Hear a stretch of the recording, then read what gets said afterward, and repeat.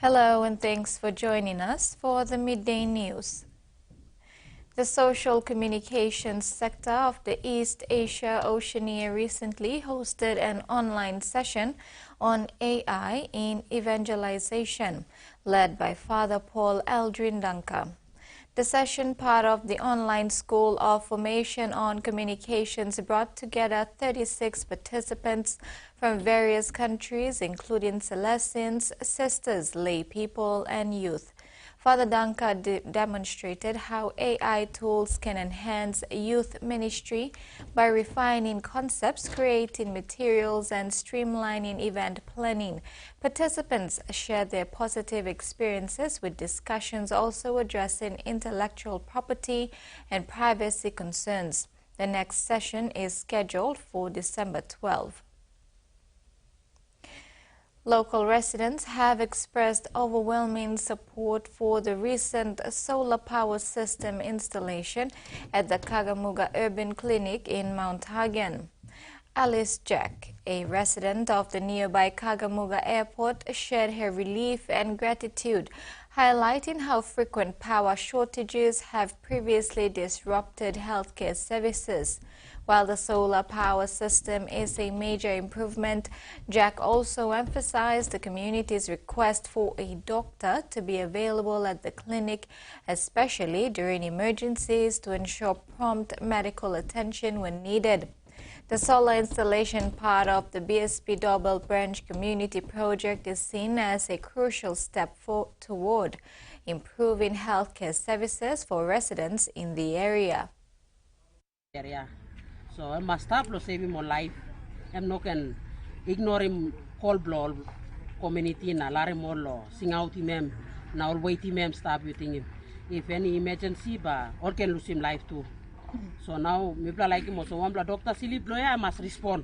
Losing out na cry blow community. The Vabukuri Women's Development Association celebrated the graduation of its 2024 participants from the Table Formation Program over the weekend, made possible by the support of ExxonMobil PNG. The 11-week program focused on personal growth and leadership, with participants learning to apply core values to everyday challenges and become positive influence in their communities. Graduates were tasked with leading a good values of servant leadership program in their groups, guided by John C. Maxwell's 7 Steps to Success. The ceremony concluded with a motivational message on the power of choice in shaping one's character and leader.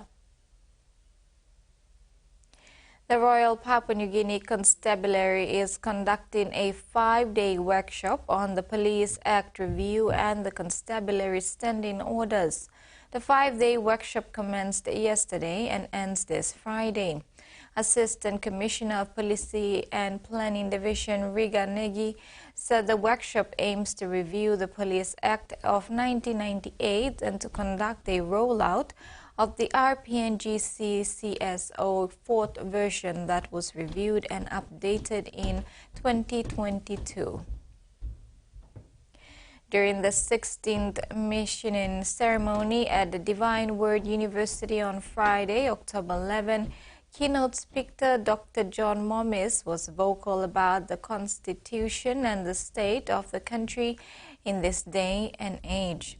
As a constitutional founding father, Dr. Mommis recalled how the country's constitution was created and how they came up with the 5 national goals and directive principles before 1975, along with the country's trailblazer, the late Grand Chief Sir Michael Somare. The national goals and directive principles of our Constitution are quite unique. There is no country in the world, apart from PNG, that has the national goals and directive principles. Before becoming a politician, Dr. John Mommis was a seminarian during pre-independence, and it was during those times which he got to know about social justice. He unwaveringly spoke about how, with little political experience, he joined the Constitution Committee that came up with the 5 national goals and directive principles: integral human development and freedom from every form of oppression, equality and participation, national sovereignty and self-reliance, national resources and environment for current and future generations, and Papua New Guinean ways. Dr. Momi stated that the country has shifted back to the colonial days, with everything now being centralized in Waigani. He wants to see decentralization take place and that each province is empowered to create its own laws unique to its cultural diversity in order to generate its own revenue. He said this was practiced in the past. However, he believes that human empowerment is the least of this government's priorities at the moment. Dr. Momi stated that the Constitution was for the people to have equal participation in the country's development. The CPC's intention, the Constitution of PNG, was not only concerned with righting the wrongs of colonialism, rather its principal aim was to unleash the inherent dynamic and creative forces within our people into building a just democratic society. That's what we've done. Because we are a bunch of slaves. We are dependent on handouts. Some are dependent on something on the stealing that I am ashamed. People who own the resources are missing out today. What are our educated people saying today? Dr. Momis now wants to see the government of the day restore the human dignity in its people so that all Papua New Guineans become truly independent. The UN Secretary-General on Sunday reiterated that the safety and security of UN personnel and property must be guaranteed following the deliberate breach of a UN peacekeeping position by Israel Defense Forces armored vehicles in southern Lebanon. The incident took place early on Sunday morning local time when 2 IDF Merkava tanks destroyed the main gate and forcibly entered the position, according to the UN interim force in Lebanon. The Secretary-General called on all parties, including the IDF, to refrain from any and all actions that put UN peacekeepers at risk. He also renewed the call for a cessation of hostilities and the full implementation of Security Council Resolution 1901. These developments followed several security incidents targeting peacekeepers over recent days. According to UNIFIL, 5 peacekeepers have been injured. UN positions and premises damaged and critical mission movements disrupted. Northern Territory Chief Minister Leah Finocchiaro says her government will follow through on election promises. Outside Parliament this morning, not a foot out of line. The final flourish before parliamentary sittings resume tomorrow. Inside, the new government marching ahead with their law and order agenda. It will be the first day of a new government in a new parliament for the Northern Territory. Priority number 1, a series of bail reforms known as Declan's Law. Despite a review of bail and weapons laws by police in the DPP last year concluding no review of the Bail Act was required, the Police Commissioner supports the change. We've seen about 500 bail orders issued in the last 3 months. About 116 relate to youth.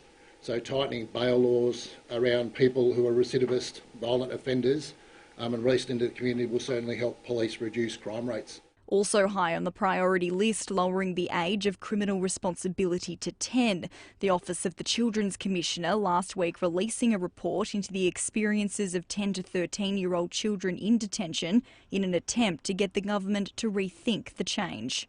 The report found all 17 children surveyed had been the subject of reports to Child Protection Services. The majority had been exposed to family violence and almost half had been living with multiple diagnosed disabilities. These children should have been helped earlier outside of the system to prevent their escalation and entrenchment in the justice system. The Chief Minister conceding the system is failing children, but adamant lowering the age is the solution. Capture these young people early, work out what's going on and turn their life around. The youth justice system is an ineffective and blunt tool that is ill-equipped to respond to these multi-intersecting needs of children. Also on Parliament's lengthy to-do list this week, laws on ram raids, public drinking and post and boast legislation designed to tackle crime on social media. But the calls from law and justice experts to halt the proposed changes are growing ever louder, today reaching a crescendo with a coalition of 17 groups, including the Central Australian Aboriginal Congress, the Human Rights Law Centre and Legal Aid, issuing a desperate plea for the government to rethink what they say are regressive justice laws. The Territory's new chief seemingly unperturbed and unmovable. Tonga has endorsed the Proliferation Security Initiative, or PSI, a US-led global movement that seeks to stop the trafficking of weapons of mass destruction. The U.S. Department of State welcomed Tonga's participation in the initiative.